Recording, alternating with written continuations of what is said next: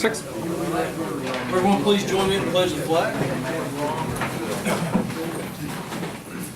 Pledge allegiance to the flag of the United States of America and to the republic for which it stands, one nation, under God, indivisible, with liberty and justice for all. All right, this is the June 19th meeting at 6 o'clock. Members present are Darrell Baker, Terry Matthews, Charles Vance, Charles McCain.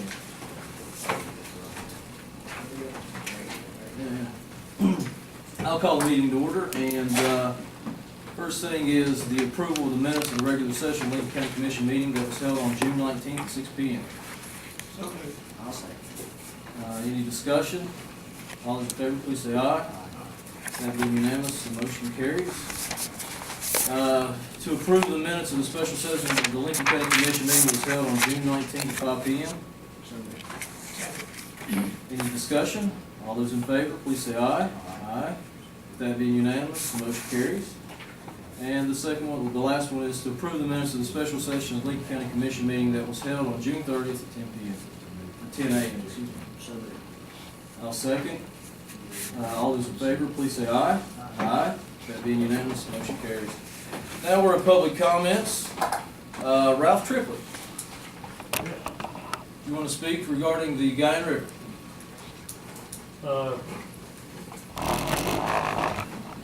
Currently, they're doing a survey. Started Authority Bailey. They're in Lincoln County now. It's the one that goes to the water bill. We've got a meeting scheduled tentatively at the Twin Falls, August the 18th. For the open invitation, you can make it together. And in between, we've established a river sweep for the last week of August. The reef boys are going to come down and do a tire removal along the river. What was the date on that tire removal? It's the 25th. I think it's on Monday, the last weekend in August, last week of August.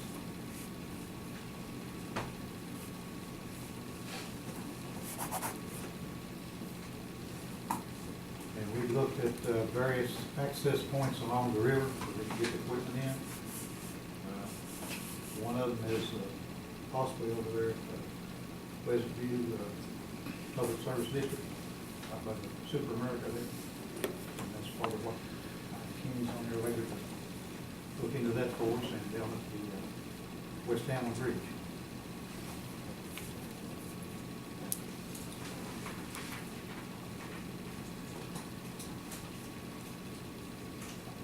There's going to be a Twin Falls on August 18th, you said? Correct.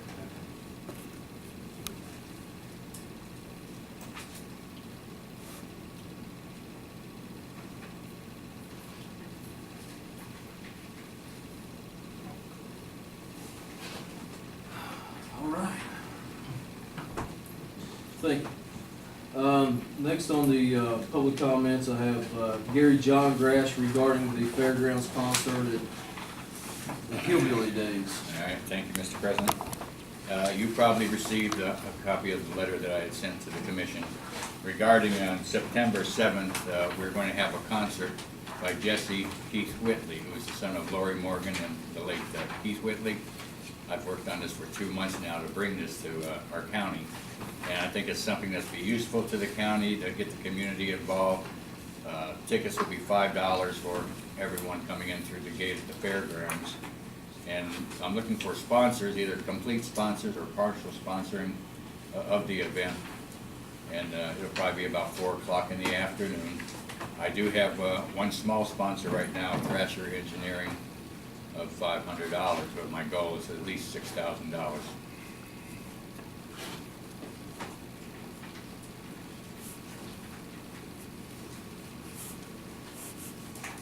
And if this goes well, we'll have more next year, maybe more than one.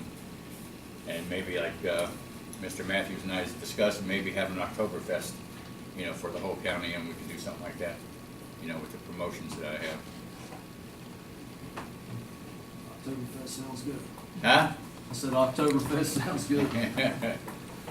But we need something in this county to draw people in to help the economy. You know, not only to give entertainment to our local citizens, but, you know, put us on the map more with the other counties, like Putnam and Campbell. When would you need this money? By no later than the 26th of this month. I do have a contract that I have to send in on around the 30th. You should have on there who to make it out to, where to mail it, and if you need a receipt, I will supply a receipt for you on that. We don't meet again until August, the first week of August. Would that be too late? Now, my deadline is actually, to get it to them in their hands is August 3rd. I mean, who would this money be going to? Who does this money go to? It goes to Bobby Roberts Promotions in Nashville, Tennessee. See, it goes to the fairgrounds first. We write. That's why I was gonna say, yeah. you know, we can't really. Yeah. You know, It goes to the fairgrounds, or you can write a check right to the promoter, you know, which would be Bobby Roberts. well, I'm just questioning whether that would be, I don't know if we can legally do that or not. You know, monies we give, taxpayers' money that we give out, we wanna make sure we give it to an entity that, you know, we can't. Yeah. I know there's things we've tried to support before, like shooters and handicap shooters, things Yeah. like that we were told we couldn't support, so Yeah. I just wanna make sure, you know, that. Yeah, That we're able to do that. we have to send a cashier's check in that, and that would be, let me see here, to Bobby Roberts Company Incorporated escrow account, if you would make it out to that, or like I said, it'd have to be made out to the Lincoln County Fairs and Festivals Incorporated, and then we would send a cashier's check upon receiving that.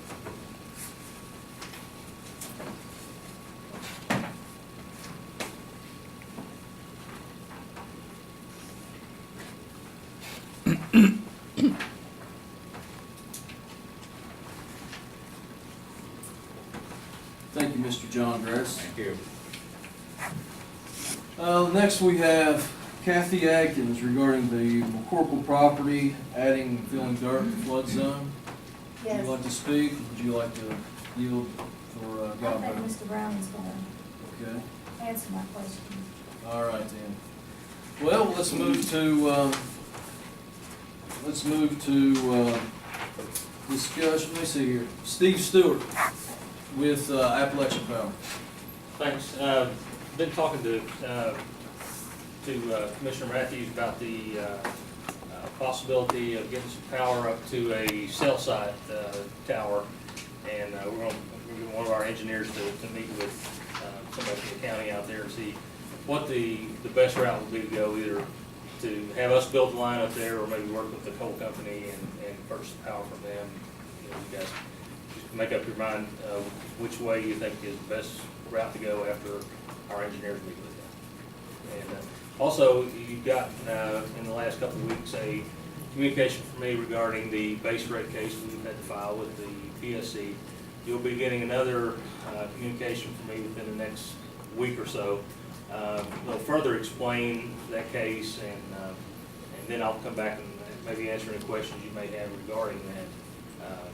The case, you know, they will keep that case for probably about 300 days, so there's plenty of time to get some more information to you about that. And of course, you know, what we file and what we get is going to be completely different, as you well know, dealing with state agencies. So that's all I have. I appreciate your help with this. Anything you need, please give me a call. Thank you. The next thing we have is, let's see here, I think, Jim, I have you down in discussion concerning possible action. Bill's here, Okay. we're on the agenda, I'm sorry, Okay. I didn't That's fine. understand where to sign up at. All right, now we're going to discussion of concern possible action. First is Ken Farley, the sheriff, regarding new cruisers. They're not here, so I'm gonna speak for him. You have any package there, the 2 cars, and then the final cost for everything to be, cars delivered, radios, lights, brush guard, road ready is the total, the $23,850, and that's for 2 vehicles. We're down, we have 4 officers with no vehicles, and we have a car at Quartz Motors that's probably gonna be more to fix than it's worth, so we're about to have 5 officers with no car. I spoke with, Ken about this, and he said that this is the best deal that they've had. I think if we look at what we paid for a new cruiser last year, I think it was around $30,000. But we're able to get 2. I think these are refurbished, completely outfitted for $23,850. I think that's probably a pretty good deal. I'll make a motion to go ahead and do that. Is there a second? I'll second. Is the money in our budget or in his budget? The money would actually have to come out of our budget. We did not budget for them to actually get two new vehicles. So we would have to actually pull this money out of our budget. In carryover or? It would have to come out of the carryover. I spoke with the office today about another matter, and, well, we had them on the phone, we asked about that, and they said that money could be taken out of the phone. So we could, we do have. And there's, I think, 3 different provisions just been made. Yes, sir. We just have to do it in our office at another time to put that in the correct line item, but they can go ahead and purchase. And that's up to you all. You all like to do that? We have a motion. You second. Any further discussion? All those in favor, please say aye. Aye. All opposed? That being unanimous, motion carries. Okay. Moving on, Guy Browning regarding the property at McCorkle being out of compliance with the floodplain ordinance. I'm coming to update the commission on this permit that I issued and see if you had any questions or comments. Mr. Allen came into the floodplain manager's office and asked about a permit to fill on McCorkle Road.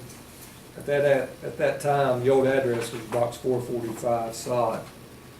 And I pulled the property up on the West Virginia flood tool, and the majority of the property is in a flood zone, but there was a little area there that was out of the flood zone. And I'll discuss the permit first. I laid a copy of the permit that I issued in front of you.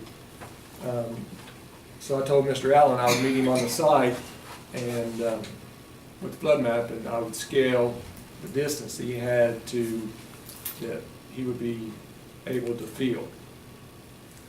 So I met him at the site, and we discussed it. I told him he had approximately 30 feet from the edge of the road that he could place field that would be out of the flood zone.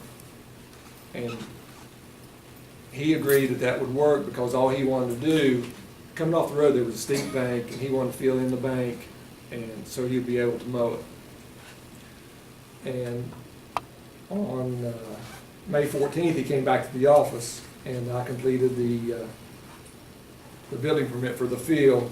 And if you notice in section 18 that I stated in the permit, all field to be placed in zone X. Zone X is out of the flood zone. He agreed, he signed the permit. So once he got started, of course and I don't know if he had unloaded some dirt there, and that's when I got calls from the neighbors concerned about what he was doing. And I told the neighbors that I gave him a permit to fill out of the flood zone in zone X only. No permit was allowed in the field under this building permit. Or no field was allowed in the flood zone with this permit. And I told them, the neighbors that had called me, I told them if that was not the case to let me know, and I would come back down and see what was going on. Well, that happened. I got some more calls, and it was ironic that I was away at a conference when this started.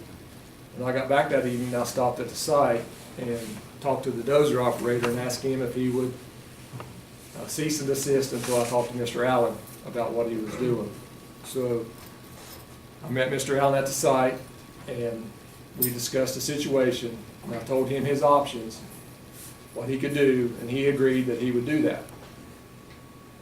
Well, he didn't. So I met Mr. Allen at the site again to discuss what he had done to see if he was in compliance. He was not in compliance, and I told him at that time what he needed to do. He still did not do it. So on the second page there, I sent Mr. Allen a letter stating that he had 10 days to comply with the floodplain ordinance and the permit that I issued. He received his letter on July 10th. So July 20th, his time's up. And on the 21st, I'll go back down and see if he's done anything to bring his building permit in compliance. And I told Mr. Allen, I talked to him Monday on the phone, and I told him he had the right to appeal my decision of issuing him 10 days to comply. I told him the commission was meeting tonight and he needed to get on the agenda. Well, he didn't. Evidently, he does not want to appeal my decision. So my plan is to, on the 21st, drive back down to see the site, see what the situation is. And if he hasn't complied by then the only thing I can do, since he does not want to appeal, is turn it over to the prosecutor and let the prosecutor proceed through the court system. So that's where the situation's at. You know, do y'all have any questions about the procedures that I've done so far? You know, I've tried to make, and I've gave him different ways to comply. He has not complied with any of my regulations. I don't think he's going to, because the last time I was down there, he's already sowed grass and built a new entrance road to his site. So that, to me, the only option I have, if he hasn't complied by the 21st, is to turn it over to the prosecutor. So, Okay. Mrs. Davis, any questions for me? Are you saying he's not going to appeal? Is that what you're I told saying? him he could appeal to the commission. He didn't come to the meeting tonight, so his time's up on the 20th. So on the 20th, between now and the 20th, what can you do? Can't do anything with, well, he can try to comply. I told him he's got two options. He can either have a professional engineer do an adverse impact study showing no adverse impact to adjoining property owners, or he can remove the field entirely. So Okay. that's the two options we will give him. So he hasn't given you an answer on that? No, when will he have to give you an answer on that? Well, I'm gonna visit the site on the 21st, and if it's the way it is now, I'm just gonna turn it over to the prosecutor and let it go from there. Thank you. Thank you, very Mr. much. Any other questions? Good job. Thanks.